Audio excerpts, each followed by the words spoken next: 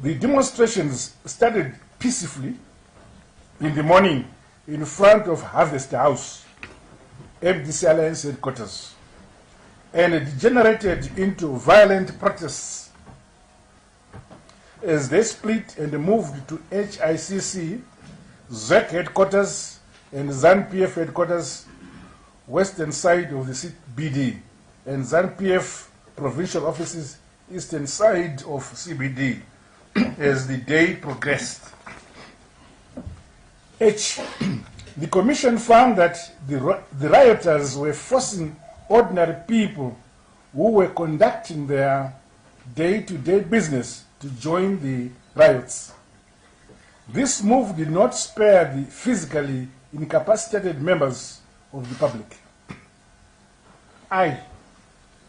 Fake, fabricated, and biased news on social media contributed to the violence. J. Having considered all the evidence, the Commission found on a balance of probabilities that speeches made by political leaders, mostly the MDC Alliance, before and after the elections heightened tensions and played a part in inciting some members of the public to protest.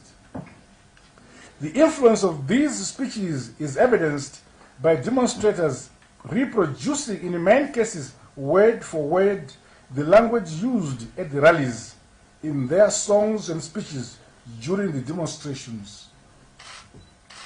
During the pre-election rallies, the MDC Alliance had taken a position that if their presidential candidate, Nelson Chamisa, did not win the election, they would protest, a threat that they implemented. K.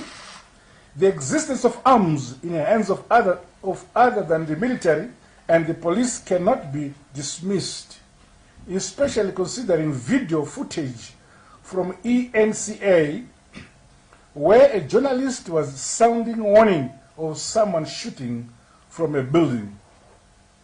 The allegations of business owners using weapons to protect their properties and the evidence of spent cartridge and a bullet head found in a second floor of Golon House.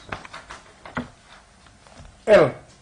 As evidenced by its chairperson before the Commission, ZEC complied with the electoral law. She said that if there are any deficiencies in the law, this should be debated in Parliament. M. The Commission found that opposition political parties mistrusted the Zimbabwe Electoral Commission, ZEC, during the recent elections. The intervention by the Zimbabwe Republic Police in the maintenance of law and order. The demonstrations were unsanctioned in terms of Section 25 of the Public Order and Security Act, as the police had not been notified. B. According to the evidence received by the Commission, the police orders to disperse the protesters were not effectively carried out. C. Evidence showed that the demonstrators employed a tactic of appearing, dispersing, and regrouping at different locations, thereby making it very difficult for the police to disperse them. D. The fact that the police were severely depleted because of duties at polling stations throughout the country and that they were ill-equipped did not help the situation. As the demonstrations degenerated into a riot, the police were overwhelmed. 3. The circumstances which necessitated the involvement of the military in assisting the maintenance of law and order. The evidence showed that the government deployed the military in accordance with the Constitution and applicable law. The deployment of the military to assist the police in emergencies is provided for in terms of Section 213, subsection 2 of the Constitution and Section 37, subsection 1 of the Public Order and Security Act, Chapter 11.17. There was compliance with the relevant law as evidenced by the trail of communication between the relevant government authorities. According to the evidence produced before the Commission, there is no doubt that many demonstrators became riotous and they caused substantial damage, with several cars being set ablaze, and there was a serious threat to public safety. Moreover, there is evidence of damage to fuel pumps at Zuba service station at number 100 Chinoy Street, when about 60 protesters attacked the station. This evidence indicates that there was a risk of the service station being set alight. Given the nature of these actions, it was clear that had the riots not been curbed, the situation could have escalated, resulting in disastrous consequences. C. It was therefore not surprising that the Commissioner General of Police requested the Minister of Home Affairs to initiate the steps required by the Constitution and applicable law for the deployment of the Army to assist the police in the containment of the riots and the restoration of law and order. The Commission found that on the basis of all the prevailing circumstances and in the light of all the evidence presented, including the rapid escalation of the situation in a very short space of time, the decision to deploy the military to assist the police in the containment of the riots was justified. E. The deployment could only have been avoided if the police were adequately experienced, better equipped, sufficient in numbers, and more suitably organized. While recognizing that in the circumstances the deployment was unavoidable, the Commission considers that it would have been preferable if the police had been able to deal with the situation on their own. Whilst the deployment was lawful, the operational framework in terms of Section 37, subsection 2 of POSA was not followed, in that the deployed troops were not placed under the command of the regulating authority due to time constraints as acknowledged by the Commissioner General of Police. 4. Whether the degree of force used was proportionate to the ensuing threat to public safety, law and order. A. Given that property and lives were under threat at various locations, and in light of the inability of the police to disperse the protesters, the firing by the army and the police of warning shots in the air in pursuit of their stated mission, which was to clear the CBD of violent protesters, was proportionate. B. However, the use of live ammunition directed at people, especially when they were fleeing, was clearly unjustified and disproportionate. C. The use of shambox, button sticks, and rifle butts to assault members of the public indiscriminately was also disproportionate. 5. The extent of damage and injury caused. It is undisputed that 6 people died as a result of gunshot wounds, and according to the evidence from the 2 major hospitals, 23 people were injured as a result of gunshots and 1 person of assault.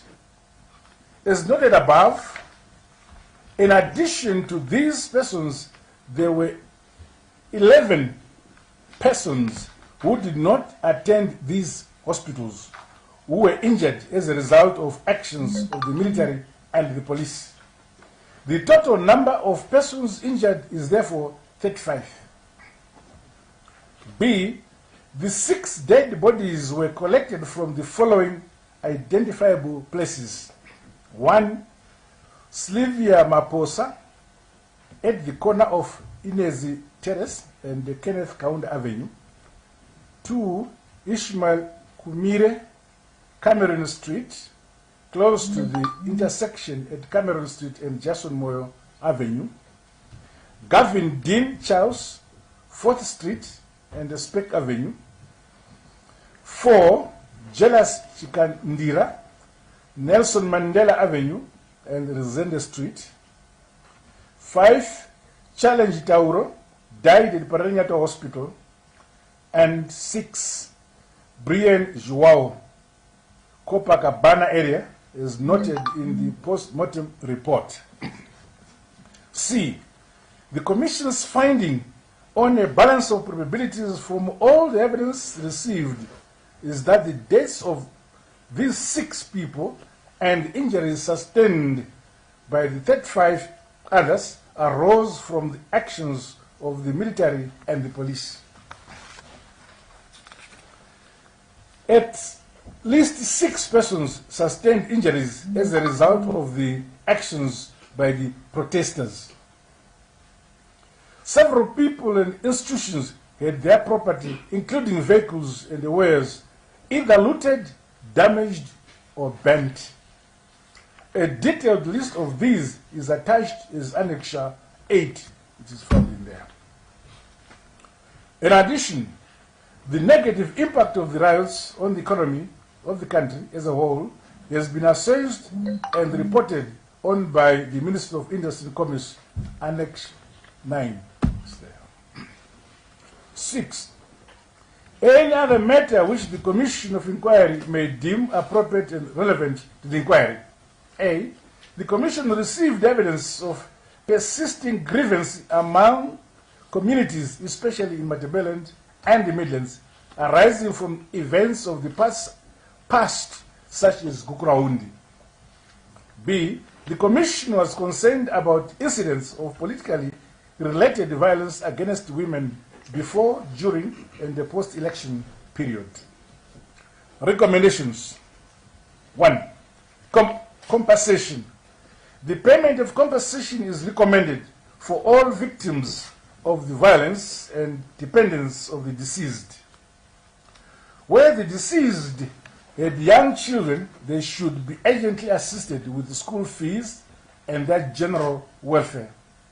B. The government should put in place a special committee to assess and determine quantum of damages and the compensation to be awarded to victims on a case-by-case basis. C. The government should set up a fund to assist those directly affected. D. There is urgent need to avail medical support to all the injured, such as Simon Chipokosa, who still has a bullet lodged in his leg, and Adrien Mujere, who requires physiotherapy for his hand. Political parties. There is a need for the registration of political parties so as to ensure accountability of party leaders. The enforcement of the ZAC Code of Conduct for political parties has been hampered due to the absence of institutional obligations on the part of political parties. A nationwide campaign should be initiated to raise awareness and educate political parties and members of the public in general on the proper parameters for peaceful demonstrations and respect for national institutions. C. Election candidates must abide by the ZAC Code of Conduct, and there is need for strict enforcement of the Code of Conduct. Parliament should consider passing a law to empower ZAC to sanction candidates who breach the Code of Conduct. D. A thorough review should be undertaken of all laws relating to hate speech, abuse of cyberspace, and incitement to commit acts of violence. E. Political parties should be encouraged at all times to preach unity for the benefit of all Zimbabweans in order for the people to be able to live together as citizens of one nation despite their political differences. 3. electoral reforms. In order to enhance efficiency and transparency in the announcement of election results, the Commission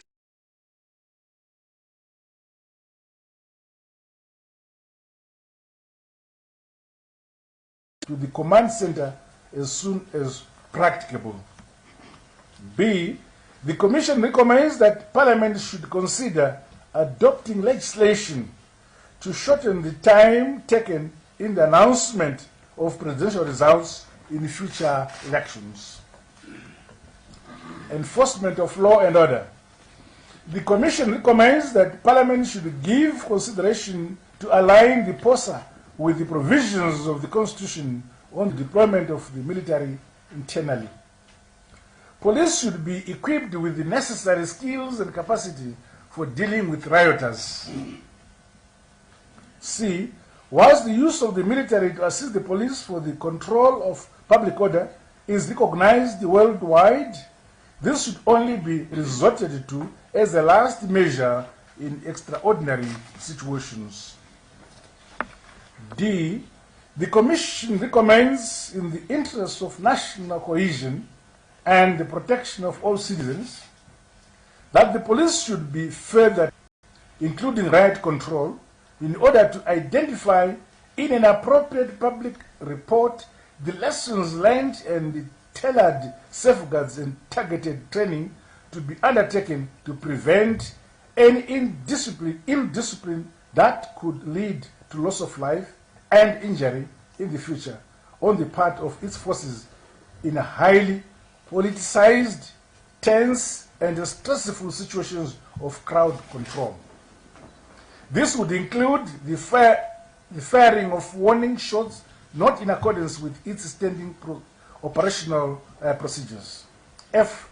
The military, in conjunction with the police, should consider and adopt contingency policies and plans for emergency situations when the exigencies of time do not permit detailed consultations, so that there are no gaps in the applicable procedure or any uncertainties or ambiguities, and that a workable operational plan at all levels is prepared in advance of any future possible disturbances. The important point is that corporate failings must be prevented in the future. G. The use of live ammunition as warning shots should be discouraged and should only be used in limited circumstances of danger to public safety. 4. Nation building and reconciliation. The Commission recommends the establishment of a multi-party reconciliation initiative, including youth representatives with national and international mediation to address the root causes of the post-election violence and to identify and implement strategies for reducing tensions, promoting common understanding of political campaigning, combating criminality, and uplifting communities. B. The Commission recommends that the National Peace and Reconciliation and Human Rights Commissions should increase their efforts to fully implement their mandates. There is need for national healing, as highlighted by the continued reference, especially in Bulawayo and Gweru, to events such as Kukuraundi.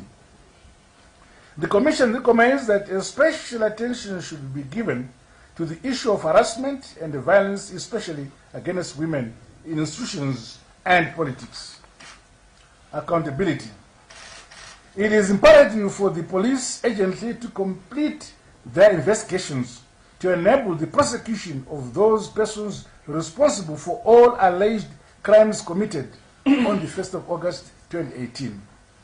Those particular members of the military and the police found to have been in breach of their professional duties and discipline on the 1st of August 2018 should be identified as soon as possible for internal investigations and appropriate sanction, which should include hearing from the victims and their families for impact assessment and to provide the necessary compensation.